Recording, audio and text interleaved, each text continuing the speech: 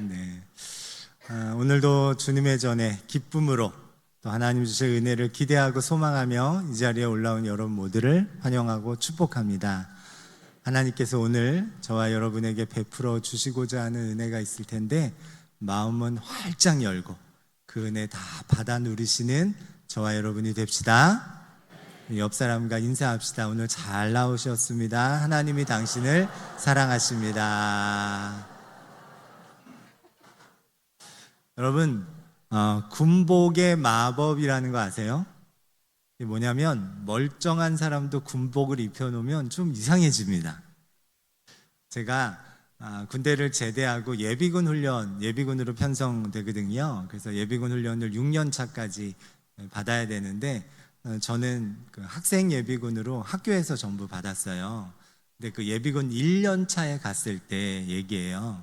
그때 학생 예비군들은 일반 예비군은 2박 3일 동원훈련을 가는데 학생들은 그냥 그 학교 학생들끼리 그 한꺼번에 그 근처에 있는 훈련장 가가지고 같이 훈련받고 오거든요. 하루짜리. 그래서 이제 저희 학생들이 다 갔단 말이에요. 군복을 각각 입고 뭐 해병대 옷 입고 온 사람도 있고 뭐 육군복, 공군복 뭐 입은 사람들 다 와가지고 이제 거기 가서 훈련을 받습니다. 제 생각에는 그래도 거기 온 사람들이 다 신학생들이니까 감신대 학생들이니까 나름 주일이 되면 어느 교회에 다 흩어져서 우리 전도사님 하는 사람들이에요. 그러니까 예비군 훈련을 받아도 좀 모범적이고 경건하게 받을 거라고 생각했는데 아니더라고요. 훈련장 기관병들이 선배님들 일로 오시지 말입니다 막 이렇게 얘기하면 너 나가시지 말입니다 막 이러고 껄렁껄렁하고 너 같으면 가겠냐 막 이러가면서 중얼중얼 혼자 하고 말을 그렇게 안 듣더라고요. 제가 그때 뭘 생각했냐면 지금 이 훈련장에 온 이 감시대 학생들의 정체성이 각 교회로 돌아가면 전도사님이라는 정체성을 가지고 있잖아요. 그런데 군복을 입혀놓으니까 전도사님이라는 정체성은 흐려지고 이 군복하고 제일 가까운 말년병장의 정체성만 탑재가 더 또렷해지는 것 같더라고요. 그래서 그렇게 껄렁껄렁해지는 것 같아요. 살다 보면 우리는 한 가지 정체성을 가지고 세상을 살아가지 않고요, 아주 다양한 정체성을 가지고 살아갑니다. 그리고 그 다양한 정체성은 누구와 있느냐, 어떤 상황이냐에 따라서 흐려지기도 하고 또렷해지기도 합니다. 저는 여러분에게 있어서 담임 목사예요.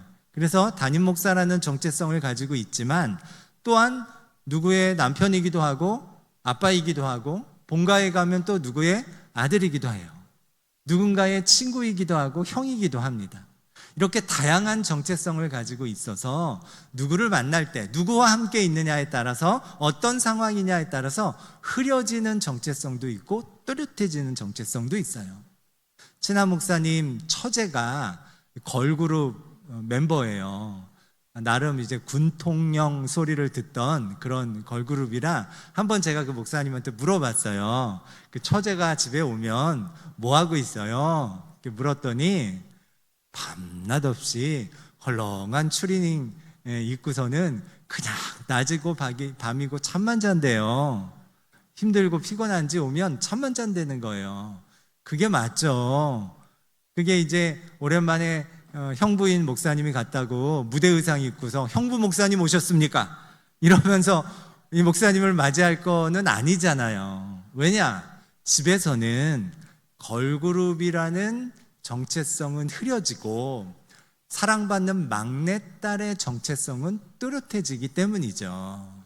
자, 이렇게 본다면 여러분도 가지고 있는 다양한 정체성들이 있지 않습니까? 아내고 딸이고 뭐 등등등등 뭐 여성교회 회장이기도 하고 뭐 속장이기도 하고 뭐 동네 개원이기도 하고 뭐 하여튼 다양한 정체성들이 있을 거예요. 근데 어떤 사람을 만나느냐에 따라서 흐려지기도 하고 또렷해지기도 하는데 항상 또렷해지고 항상 분명해야 되는 정체성이 하나가 있어요. 그게 뭐냐면 하나님의 자녀라는 정체성이에요. 왜냐하면 다른 것과 달리 하나님의 자녀라는 정체성이 또렷해져야 하는 이유는 우리가 늘 아버지 하나님과 함께 살아가기 때문이에요. 여러분, 우리가 그렇게 기도하죠? 하나님, 우리와 함께 하여 주옵소서. 그렇게 기도해요, 안 해요?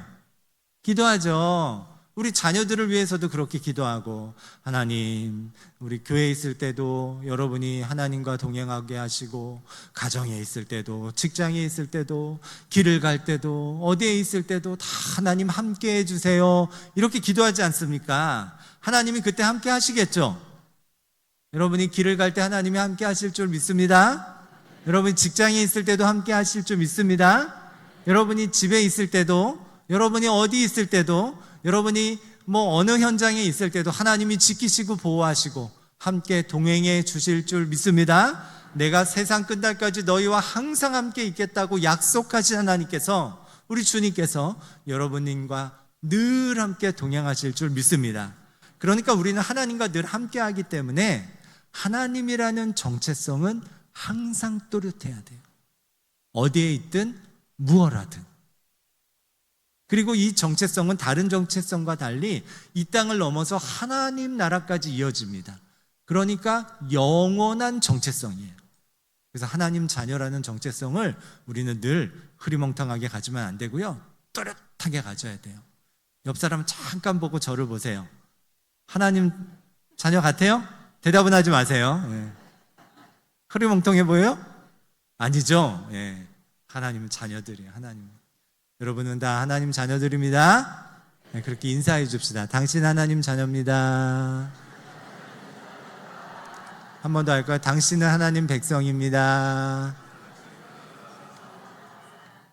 성경에서는 이 하나님 자녀라는 정체성, 하나님의 백성이라는 이 정체성을 처음 누구에게 줬냐면 노예 생활을 하고 있는, 그것도 애굽에서 400년 이상을 노예 생활하고 있는 이스라엘 백성들한테 하나님의 자녀, 하나님의 백성이라는 정체성을 주셨습니다.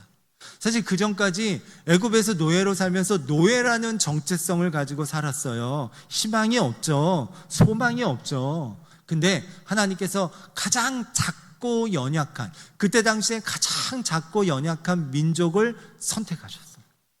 이걸 우리는 은혜라고 부릅니다. 그죠? 우리가 연약할수록 더욱 귀히 여기시는 것, 그게 은혜죠. 이스라엘 사람들, 가장 연약하고 작은 이스라엘 백성을 선택하셔서 하나님의 백성으로 삼으셨어요.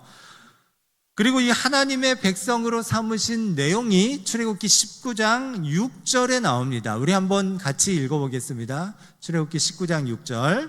너희가 내게 대하여 제사장 나라가 되며 거룩한 백성이 되리라. 너는 이 말을 이스라엘 자손에게 전할지니라. 그 앞에 너희가 내게 대하여 뭐가요? 제사장 나라가 되며 뭐가요? 거룩한 백성. 잠깐 놔두세요. 제사장 나라와 거룩한 백성. 제사장 나라와 거룩한 백성. 하나님의 백성으로서의 정체성을 가지면 그거에 따른 사명이 있어요. 그 사명이 뭐냐? 그러니까 하나님 나라의 하나님의 백성이야, 하나님의 자녀야. 그러면 그 자녀다운 행동을 해야 될 거 아니에요.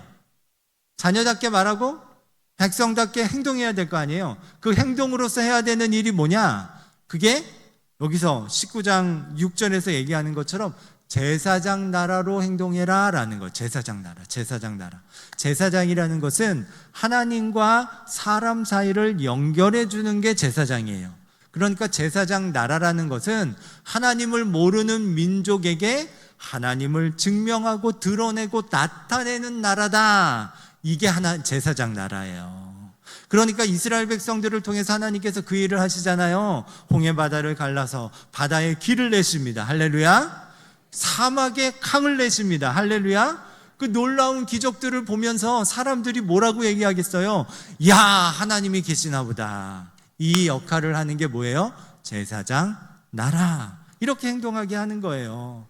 자, 그 다음에 거룩한 백성이라고 했어요. 거룩이라는 단어는 구별하다는 단어예요. 구별하다. 다르다는 거예요. 하나님을 모르고 하나님을 예배하지 않는 사람들과 다르게 이 하나님의 백성들에게 주신 일, 행동, 해야 되는 행동은 뭐냐면 하나님을 예배하는 거예요. 거룩하게 예배하는 거예요. 그래서 구별된 예배자로 부르신 거예요. 그러니까 하나님께서 하나님의 백성으로 이스라엘을 부르면서 주신 사명은 제사장 나라, 우리식으로 얘기하면 따라서 합시다. 선교적 공동체. 네, 선교적 공동체의 행동과 말을 하게 하셨고, 그리고 거룩한 백성, 따라서 합시다. 구별된 예배자. 구별된 예배자가 되도록 하신 거예요. 선교적 공동체와 구별된 예배자가 되도록 이스라엘 백성을 부르신 겁니다. 그리고 저와 여러분도 그렇게 부르신 겁니다.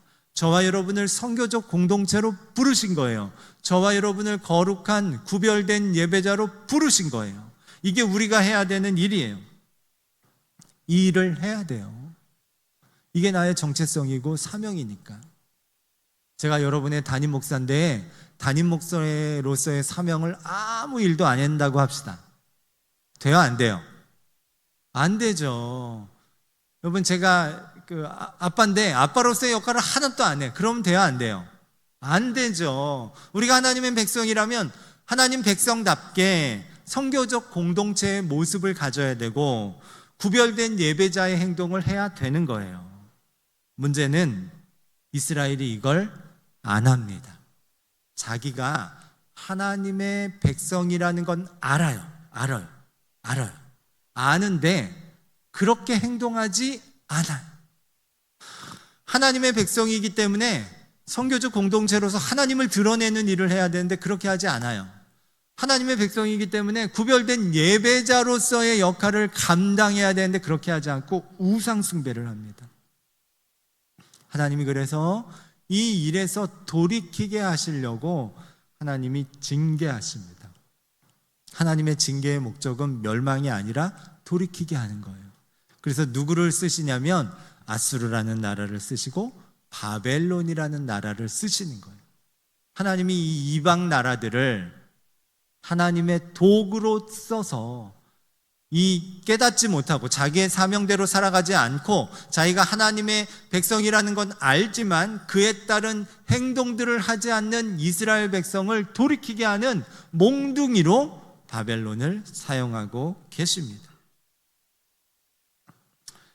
왜 그러냐? 이 사람들이 지금 하나님을 예배하는 예배자로서 모습을 전혀 갖추지 않거든요. 그래서 바벨론에게 멸망당하기 직전에 이 유대 나라의 모습을 예배드리는 모습을 예레미야서에서 예레미야 선지자가 예레미야 22장 22절에서 설명하고 있어요. 인데 한번 보시겠어요? 예레미야 22장 22절 같이 읽어봅시다. 너희는 눈먼 것이나 상한 것이나 지체에 배임을 당한 것이나 종기 있는 것이나 습진 있는 것이나 비름이 먹은 것을 여호와께 드리지 말며 이런 것들을 제단 위에 화제물로 여호와께 드리지 말라. 드리지 말라 그러는 건 지금 이걸 뭐 하고 있다는 거예요? 드리고 있다는 거예요.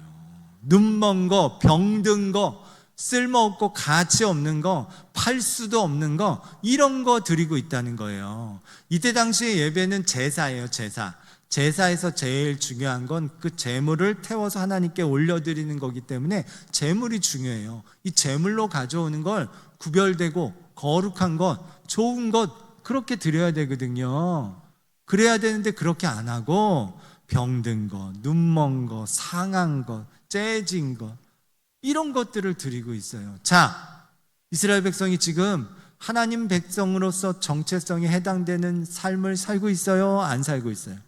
안 살고 있어요. 선교적 공동체요, 구별된 예배자로서의 삶이 망가져 버렸어요. 깨졌어요. 그래서 하나님은 바벨론을 통해서 이들을 돌이키시게 하는 도구로 이 바벨론을 쓰고 있는 거예요. 문제는 바벨론이 이렇게 쓰임받고 있다는 걸 스스로 모릅니다. 이스라엘 백성은 자기들이 하나님의 백성이라는 걸 알지만 그것대로 살아내지 못하는데 바벨론은 하나님의 도구로 이스라엘을 돌아오게 하는 징계하는 도구로 그 몽둥이로 쓰고 있는 것을 스스로가 아예 몰라요. 그래서 자기가 가지고 있는 이 거대한 바벨론이 가지고 있는 이 거대한 힘이 오롯이 자기 거라고 착각해요. 착각합니다. 하나님이 주신 이 힘을 자기 거라고 착각해요. 그래서 하나님이 주신 힘을 자기 거라고 착각해서 마음대로 휘두릅니다. 그냥 돌아올 정도만 때리면 되는데 잔인하게 유대 나라를 멸망시켜요. 그거에 대해서 하나님은 징계하십니다. 그게 오늘 본문의 12절 말씀이에요. 이방 나라들을 징계하신다는 내용이에요. 우리 12절 같이 읽어보겠습니다.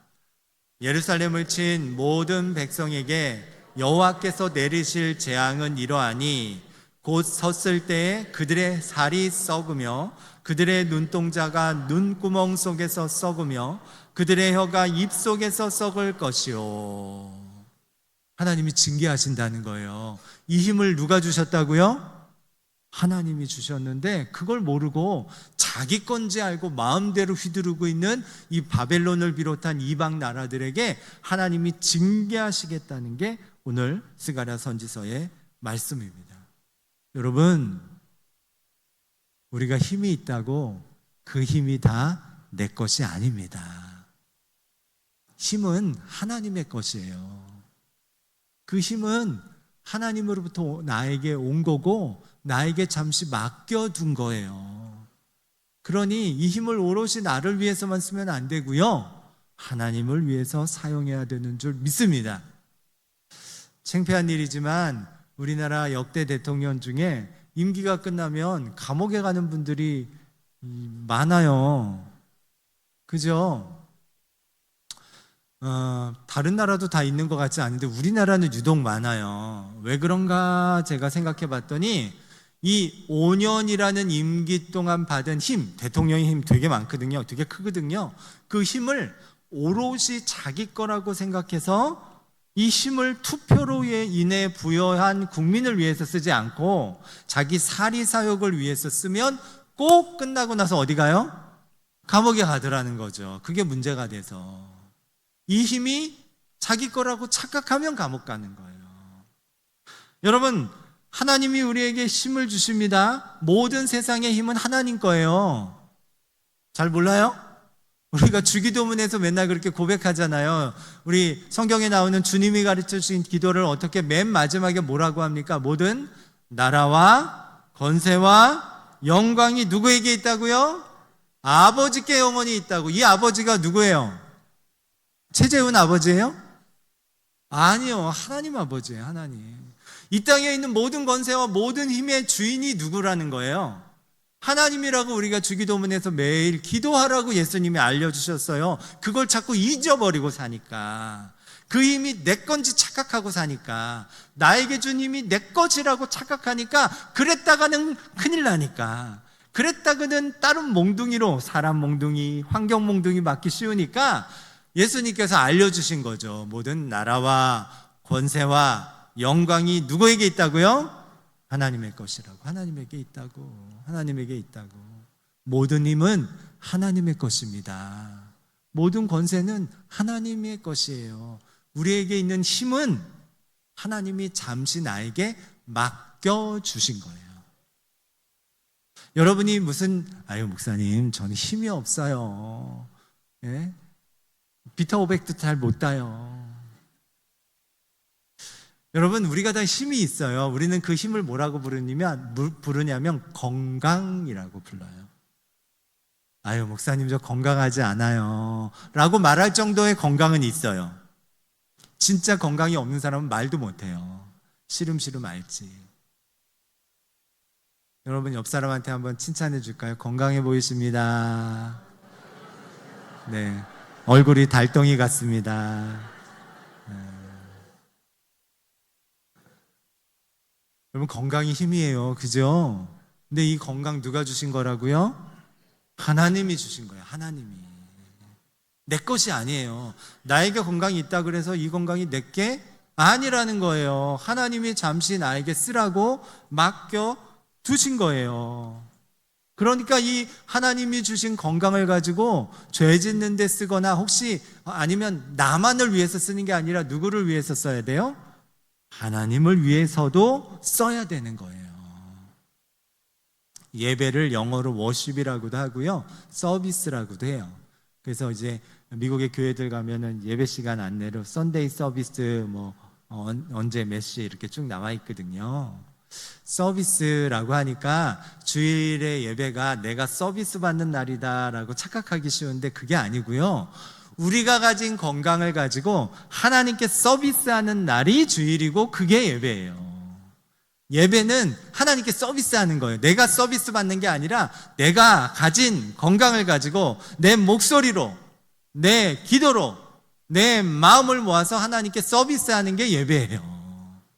그렇게 서비스하면 하나님께서 임재해 오셔서 우리들을 축복하시는 거죠. 히브리서 4장에 있는 것처럼 하나님의 보좌에 담대하게 나가면 때를 따라 돕는 은혜, 우리 다른 번역본으로 보면 그때마다 적절한 은혜, 아픈 사람에겐 건강을 주시고 물질적으로 어려움 당하는 사람들에게는 그것을 회복할 기회를 주시고 마음이 상한 자에게 위로해 주시고 그 적절한 때에 맞는 은혜를 주시는 거예요. 이거는 우리가 하나님을 내가 가진 건강으로 서비스할 때 2차적으로 오는 선물 같은 거예요. 그게 있을 수도 있고 없을 수도 있어요. 예배 때마다 늘 감동이 있을 수도 있지만 그렇지 않을 수도 있어요. 예배에서 중요한 건 그게 아니라 내가 이 자리에 건강을 통해 하나님께 이 예배를 드리는 게 필요한 거예요. 여러분, 우리 구정이 되면 세배를 합니다. 어른들한테 세배하는 목적이 어른들한테 인사하는 겁니까? 세뱃돈입니까? 예? 어렸을 때 아이들은 인사가 목적이 아니고 뭐가 목적이에요? 세뱃돈이에요. 그래서 어렸을 때 인사시켜버리면 인사도 잘 못하고 앞에서 막 떼굴떼굴 굴르고 돈 달라고 막 이러는데 그 목적이 아니에요. 그게 목적이에요? 아니에요. 아니라서 나이가 먹고 결혼해서 이제 가정 꾸리고 직장도 다니고 그러면 나중에 세배하고 나서 세뱃돈을 받는 게 아니라 인사한 어른한테 봉투를 오히려 드리죠. 왜? 세배의 목적은 인사하는 것에 있으니까. 예배의 목적도 하나님께 서비스하는 게 있는 거예요. 그러면 하나님께서 때를 따라 돕는 은혜를 베풀어 주시는 거예요. 예배의 목적은 우리가 하나님의 나에게 주신 건강을 가지고 서비스하는 겁니다. 가능하면 저는 그래서 여러분 모두가 주일날 내가 가진 건강에 맞는 정도의 것들을 가지고 하나님께 뭔가라도 이렇게 사역을 좀 했으면 좋겠어요. 우리 사역 팀장 11개 팀장님들 사역해야 되는 사람들 많이 필요하죠? 네, 오늘 예배 끝나고 신청하시면 감동받았나 보다 그러고 받으시면 돼요. 근데 꼭 사역팀에 들어가지 않아도 돼요. 뭐라도 괜찮아요. 그냥 일찍 와서 하다못해 한 30분 전에 예배 자리에 앉아서 예배를 위해서 중보기도 하는 거, 이게 대단히 중요합니다. 사단마귀가 예배 시간에 역사하지 못하도록 우리가 힘써 기도하고 예배를 준비한 사람들, 또 예배위원으로 그리고 설교로 그렇게 감당해야 되는 모든 분들을 위해서 조금 일찍 나와서 앉아서 기도하면 그게 큰 사역이에요. 건강해야 그게 가능하거든요. 그걸로 하나님께 올려드리면 하나님이 그거 서비스로 받으시고 좋아하시고 기뻐하시는 거죠. 여러분, 모든 나라와 권세와 영광이 하나님께 있는 줄 믿습니다. 모든 힘의 주인은 내가 아니라 우리 아버지 하나님이신 줄 믿습니다. 현대사회에서는 이 건강도 힘이지만 또 한 가지를 힘이라 그래요. 뭐를 힘이라 그러냐면 돈을 힘이라고 합니다. 여러분 살아보니까 돈의 힘이 막강하죠. 그죠? 네, 돈의 힘이 막강합니다. 내가 가진 이 돈 가지고 할 수 있는 게 너무 많아요. 근데 이 돈이라는 힘의 주인도 누구 거예요? 하나님 거예요. 하나님이 우리에게 맡기신 거예요. 하나님이 맡기실 때는 목적이 있겠죠. 그 목적이 나와 내 가족만을 위해서 쓰는 게 아니라 주변을 살피라는 거예요. 누가복음에 보면 예수님이 거지 나사로와 부자의 비유를 말씀하시는 장면이 나와요. 근데 그 내용에서 부자는 음부라고 표현되어 있는데 지옥에 가고 죽어서 그리고 거지 나사로는 아브라함의 품, 천국에 가게 됩니다. 근데 그게 이 부자가 그 음부, 지옥에 가게 된 이유가 뭐냐? 부자라서 지옥 간 거예요? 아니에요. 전혀 아니에요. 그게 아니라 자기는 이 가진 재물을 가지고요, 주변을 돌아보지 않았어요. 성경에 있는 표현대로 하면 날마다 호화롭게 배옷과 자색 옷을 입으면서 호화롭게 잔치하며 살았어요. 그런데 정작 자기 대문 밖에 굶어 죽어가고 있는 거지 나사로에게는 남은 음식도 주지 않았어요. 그래서 음부로 내려가게 된 겁니다. 내 수중의 것이라고, 내가 내 통장에 있는 것이라고, 내 수중에 있는 것이라고, 내 거라고 착각했기 때문이에요. 여러분, 돈의 주인도 내가 아니라 누구예요? 하나님이신 줄 믿습니다. 네, 이 중에 우리 교회가 사실 72년이 되지 않았습니까? 전통이 있는 교회죠. 전통이 있다고 해서 교회가 다 역량이 있진 않아요. 근데 우리 신풍교회가 역량 있는 교회가 될 수 있었던 이유는 제가 볼 때는 선교하는 교회이기 때문이에요.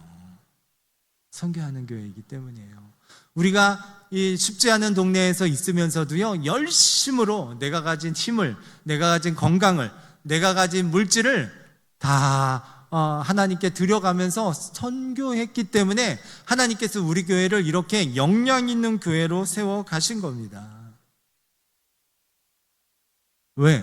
그게 우리의 정체성이니까. 하나님의 백성으로서의 정체성으로 해야 되는 일이 선교적 공동체여야 하니까. 내년 1월에 태국 선교를 준비하고 있어요. 우리 아이들하고 같이 가서 비전 트립하고 그러면서 새로운 환경을 보고 이런 거에 목적이 있지 않고요. 진짜 태어날 때부터 불교국가에 태어났기 때문에 하나님의 사랑을 모르는 그 사람들한테 우리들이 받은 하나님의 사랑을 K-팝이라는 도구를 가지고 혹은 다양한 뭐를 가지고 가서 직접 선교사님하고 연결이 돼가지고 초등학교 수업 시간에 들어갈 겁니다. 그리고 교화소라고 부르는 게 더 정확할 텐데 그들에게 가가지고 예수 복음을 전하고 올 거예요. 진짜 전도를 할 계획을 가지고 있어요. 왜요? 우리가 받은 사랑, 우리에게 베풀어 주신 사랑을 그들은 모르니까 가서 그 사랑을 전하고 오는 겁니다. 그걸 하려고 그래요. 여러분도 이 일에 기도로 협력해 주시고 또 물질로 협력해 주시기를 바랍니다. 우리 다음 주에 방글라데시 선교주일로 지키는데 제가 방글라데시를 다녀와 봤더니 저희 교회가 30년 동안을 방글라데시를 선교를 했어요. 그래서 여러 이야기들을 들었어요. 어떻게 됐는지 그랬는데 가서 보니까 여러분들이 기도하고 눈물로 기도하고 열심히 최선을 다해서 드려진 헌금들이요 아주 잘 쓰이고 있더라고요. 거기 교회가 잘 세워져서 그분들도 태어날 때 그냥 이슬람, 알라를 믿는 사람으로 태어나는 거예요. 근데 그분들한테 복음이 전해지고 또 교회가 세워지는 일에 여러분이 드린 헌금들이 잘 귀하게 쓰여지고 있는 걸 보고 왔어요. 여러분, 우리는 다양한 정체성을 가지고 세상을 살아가게 되어 있습니다. 그러나 날마다 흐려지면 안 되고 또렷해져야 되는 정체성이 있어요. 하나님의 백성이라는, 하나님의 자녀라는 정체성입니다. 내가 선교적 공동체로 부름받았다는 정체성, 구별된 예배자로 부르심받았다는 정체성은 절대로 우리가 흔들려서도 안 되고 흐려져서도 안 돼요. 다른 어떤 이유로도 이게 저울질 되어서는 안 됩니다. 바라기는 저와 여러분이 날마다 이 정체성을 꽉 붙잡고 인생을 멋지게 살아가서 하나님을 기쁘시게 하는 저와 여러분 다 되시길 주님의 이름으로 축원합니다. 2018년에 개봉한 아일라라는 영화가 있어요. 튀르키예랑 수교 50주년 기념해서 합작으로 만든 영화예요. 거기에 이제 내용은 실화를 바탕으로 했어요. 1951년 유엔군으로 이제 터키에서 슐레이만이라는 분이 사실 이 터키, 이 투르키라는 나라가 참 감사한데 우리나라에 파병한 나라, 직접 군인을 보낸 16개의 나라 중에 네 번째로 많은 군인들을 보냈어요. 그것도 징집해서 보낸 게 아니고 자원해서 보냈습니다. 21만 명이나 보냈어요. 얼마나 많은 숫자인지 잘 모르시는데 굉장히 많은 사람들. 근데 그 중에 한 명으로 슐레이만이 우리 한국전에 투입이 된 거예요. 한 번은 북한군이 마을 전체를 다 몰살시킨 곳을 이제 탐문하면서 가다가 시체 더미 안에서 부모도 죽고 가족이 다 몰살당한 그 현장에서 살아남은 5살짜리 아이를 발견하고 부대로 데려옵니다. 거기 두면 이 아이가 어떻게 되겠어요? 죽을 때니까 이 소녀를 데려왔어요. 그 충격에 말을 잃었어요. 데려와서요, 부대에서 딸처럼 키웁니다.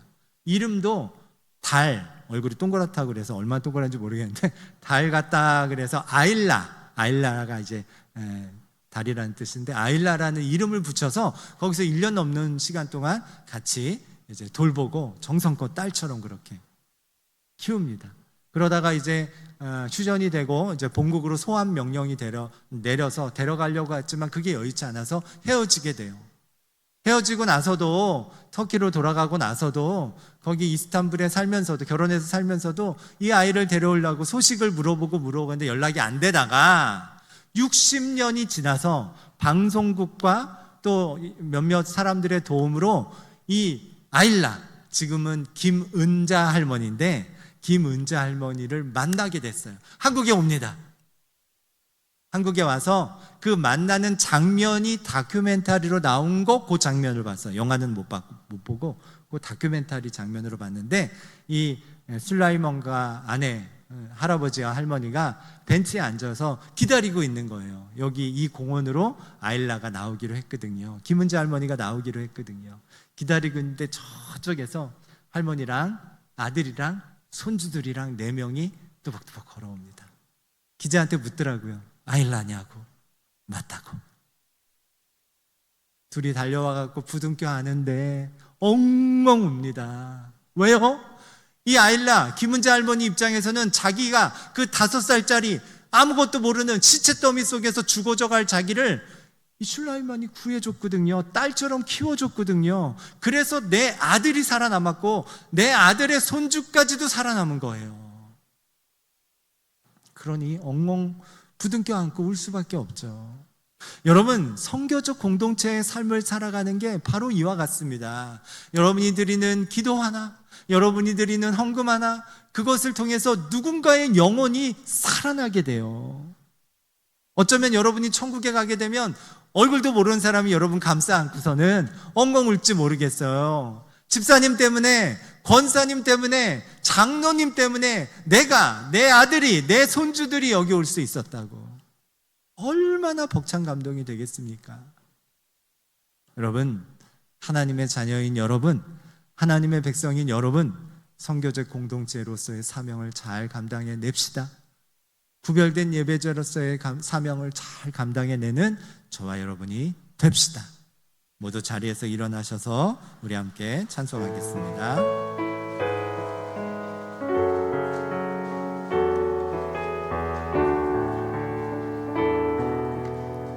내 모든 것, 내 모든 것, 나의 생명까지 다 주님 앞에 드립니다. 다 주님 앞에 드립니다. 주 임재 안에서 이제 내 영혼 자유해 내가 주의 거룩한 이름을 높이며 예배하리. 두 손 들고 찬양합니다. 어린 양 찬양하리. 내 평생 그 하나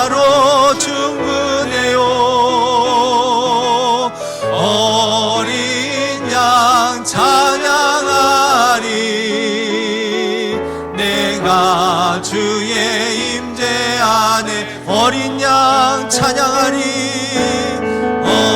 어린 양 찬양하리. 내 평생 그 하나로 충분해요. 어린 양 찬양하리. 내가 주의 임재. 마지막으로 어린 양 찬양하리. 어린 양 찬양하리. 내 평생 그 하나로 충분해요.